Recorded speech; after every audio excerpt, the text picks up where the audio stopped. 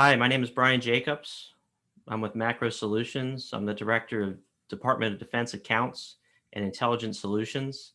I'm extremely happy to be here today with Jim Walker of UiPath, and I'll turn it over to him shortly to give an intro for himself. I just want to say that I'm extremely happy to be here. I'm really excited about automation, RPA, intelligent automation, and we'll get to some really great topics and some dialogue and some discussion that'll be beneficial for you all. I want to mention that I joined Macro Solutions in December of 2019, just before this horrible pandemic started.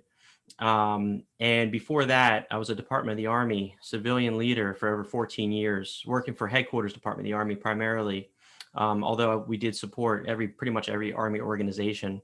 And I had the pleasure and privilege of standing up the first RPA, we called ourselves the Bot Squad back then, and really got started with RPA for the business mission area of finance.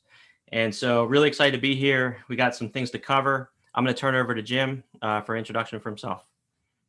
Thanks, Brian. I'm excited to be here. I'm glad that we could get together. My name is Jim Walker. I'm the federal evangelist and CTO for UiPath. Couldn't be more excited about what we're seeing in the world of RPA and more importantly, automation. And we'll talk about that little distinction here very shortly because it's critical that everyone understand that. I started in the government in 1983 as an Army artillery guy. Ended my career at NASA, where I put the first RPA robotic process automation bot in production. And it was very exciting. Met the folks at DISA, Brian and his team as a result of that just before I retired. And it's just great to see the work that's being done in DoD and federal agencies. There are now 93 federal agencies that are using UiPath in 27 states. So a lot of the things I think you and I are going to talk about today are what's working, what's not working, and why is it working. You really can get a good feel for that when you're looking at 93 different installations. That's very true, and and you're right on that. So, is there like a magic to scaling an RPA program? How should organizations plan to scale their RPA programs, or move from pilot to something that's more of an enterprise program? Just want to get some thoughts on that. Yeah, so Brian, honestly, the first thing I think that the way you scale is you start.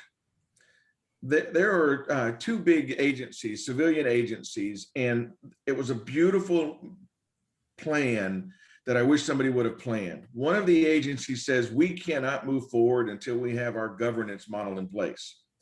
And the other one said we're going to move forward and let the governance catch up. Now, at the end of the first year, one of them spent a good amount of money and had a beautiful plan. And the other one had 25 automations that were saving that agency time and money and resources. And they had the beginnings of a program, right? A beginning of a governance model. Today, both of those agencies have about 85 to 100 automations. They both have centers of excellence. You're not going to be successful at all without a center of excellence. But do you have to start with one? Probably not.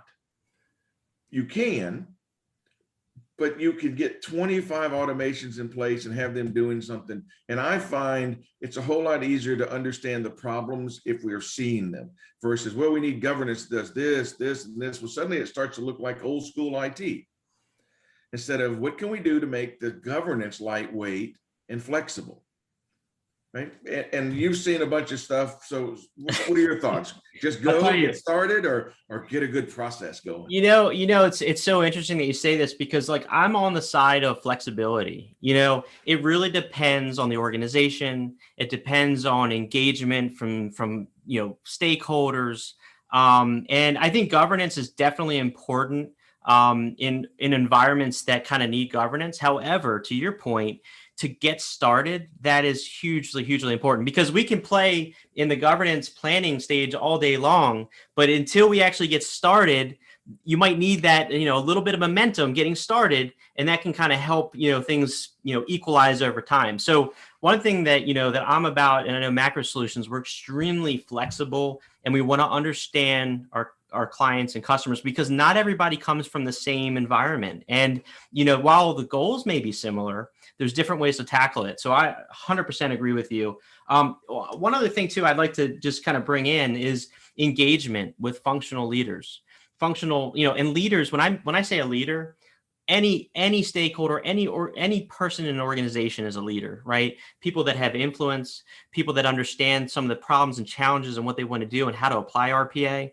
And so that engagement kind of goes hand in hand with scaling to me, because you have to have engagement at all levels. And having that energy and excitement, I think that really helps kind of be a catalyst and drive momentum on an RPA program.